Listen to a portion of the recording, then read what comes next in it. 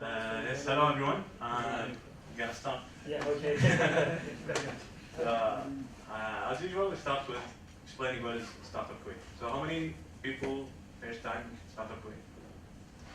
Okay, majority. So it's good. Always good to know. So what is Startup Quick? Startup Quick is a monthly event. So as you can see here, this was some photos from the last event. I don't know. That was the first event we had actually in a coffee shop, but then Global are starting to host us here, so improving one by one. We will also have a weekly meetup, so we meet actually every Monday at 7:30 in Java D2, which is in Burj Al Sur, if you know. So this is another thing we do. We also have a blog, and like some people don't know that we have a blog. Yeah, and we have actually not that bad. Now we are all over the world, as you can see. Our majority, of course, in Kuwait, but we're also a bit famous in the States as well. And Spain. Spain, of course. And, yeah. And we also have we are on Instagram, we're on Twitter, and we have also a Facebook. So you can also follow us, please. If you don't follow us on Twitter, please do right now. And we also support other type of events. So GDG is actually Google Developers Group, which is Burhan. You can see him here. So this is an event, also a weekly event, but only for developers, like mostly for developers, which are programmers. So if you're a programmer, you should go there. It's every Wednesday at 7:30. Also Java D2.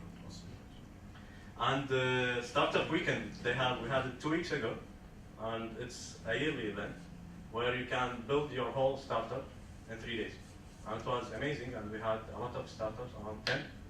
Mijbil. Yeah, we have 11 startups that time, and it was really amazing. And like in 3 days, we have 11 startups. Maybe 4 or 3 of them are going for real. So we have now teams, and it was really amazing. So we also support all this kind of events. I call this the support team. They don't know that I'm going to show this slide. So you always have Burhan. Any question about tech, you have Burhan to ask him. And please follow him on Twitter, Mijbil, anything about startups, anything, please follow him. And Adil Zalani, I don't know. Also, Mijbil, if you need any wiring done, as you can see. It's the band with the extensions. We also have something, I don't know, I call it Project C. And yeah, take a guess. C for what? Mijbil even doesn't know. I was sitting with him yesterday talking about the project. Do you know what C stands for? Coffee. No. Okay, C for crazy. So I wanted to, because it's completely crazy idea, and we don't know if it's gonna work or not. But if it works, I promise, in 5 years we're gonna have one of the best startups in Kuwait or in the region, because we are doing something completely different. I don't think anywhere in the world they did it. Something bold, something new. We're gonna post about it and we're gonna tell you about it more. But it's something that we're gonna targeting in 2013 to do it, and to help startups to grow and stuff like that. Okay. So what is our goal? Our goal is simple. Just want to help in building the next $100 million quick startup. Okay, it was 1 billion 2 weeks ago, but now I know it's 100 million to be more realistic. But every time, everything we do, we think, okay, are we doing this? Like we try to scale it with, is it gonna help to build the next big startup in the region? So we try to keep it as simple as this. Everything we do, we think about it. So we wanna build the next Aramix, the next Etsy, maybe the next Shishmi, like hopefully. Yeah. So why not? What this is our main focus. We want to help people to build the next startup. We want you to quit your job. We want you to start your startup. We want you to take risk. This is our goal. So when we talk about crazy stuff, we want you to raise whatever money to quit your job to start your startup. So maybe not all of you are that ambitious or that risky, but this is what we're trying to do. Mainly we're focused on tech startups. So if you are like more into opening restaurants or a fashion store, okay, maybe you can learn a lot, but actually we're focusing more on tech startups. Startups related to online, websites, apps or whatever. So, and hopefully they can scale globally. That's it. Let's get started. And we have next Haidar. He's going to talk to us about designing customer experience. Thank you.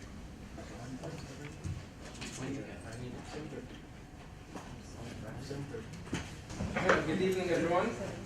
My name is Haidar Musawi, and I have an unhealthy obsession with the customer experience.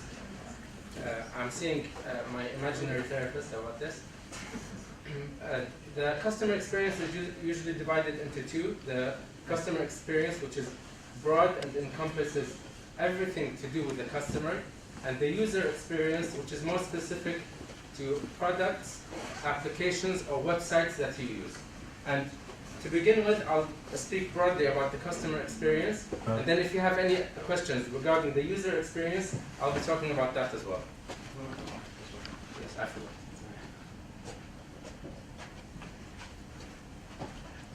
My goals for this presentation are two. I want you to focus your entire startup on the customer experience.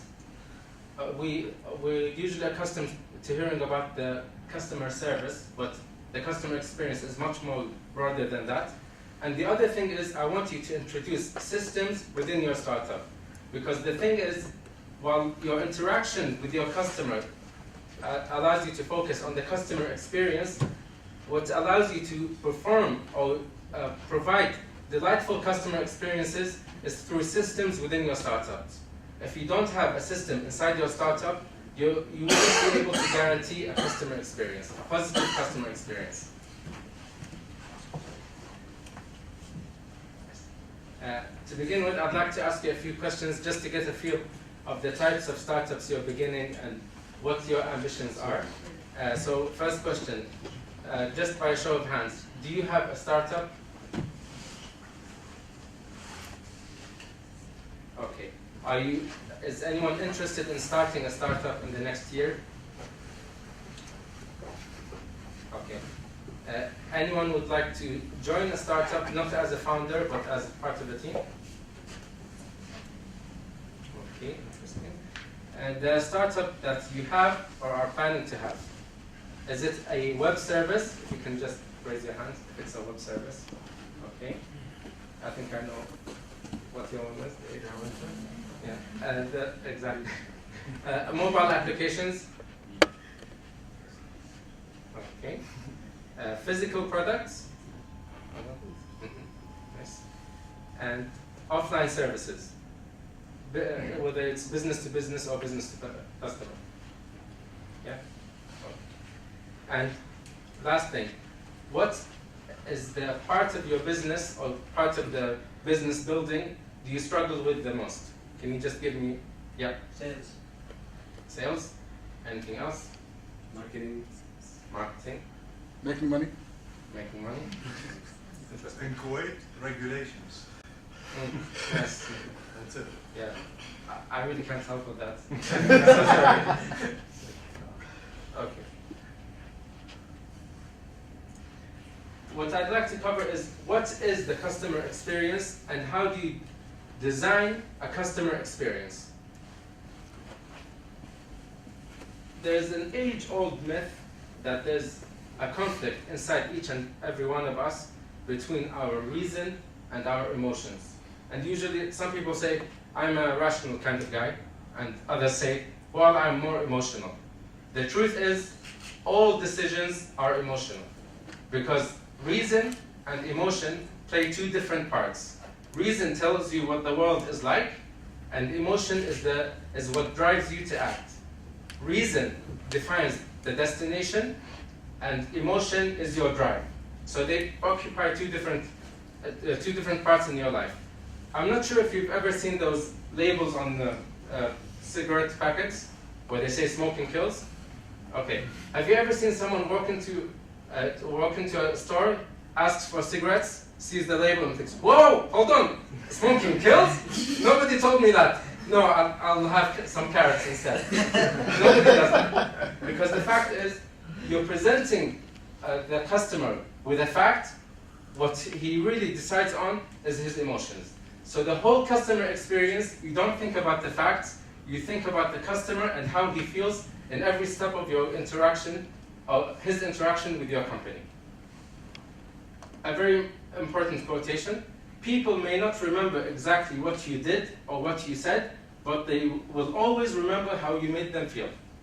And this is what captures the customer experience. How do people feel about your company? The golden rule of business is treat your customers the way you want to be treated. And the way you design for customer experiences is through empathy. You have to think about the customer, what he feels, what he wants, what he's looking at from your company. So these are some very important questions you need to ask. I'm using he as a generic term, so it's both he and she. What does your customer want? What problem does he have? What is his customer journey? Many companies, they focus on the point of sale, or they focus on the marketing. They focus on fragments of the customer experience, but not the holistic customer experience. So you have to look at it as a journey the customer goes through in his interaction with your company. And you have to design the entire process. The problem with most companies, large companies, is that they fragment it into departments. So marketing makes some really exaggerated claims, and then tech have to live up to that. But that sort of fragmentation undermines the customer experience. And the real strong advantage you have as startup founders or people working in startups is that you're a small team, everyone does everything, you're working together, and you're able to design the entire customer experience rather than give off responsibilities to different departments. Large corporations can still think about the customer experience, but it requires a lot of work. Okay, so we've looked at the importance of empathy, and a really important model or approach in order to design the customer experience is to think of your company as though it was a person. So the characteristics, you think of it as though the customer is interacting with a single person.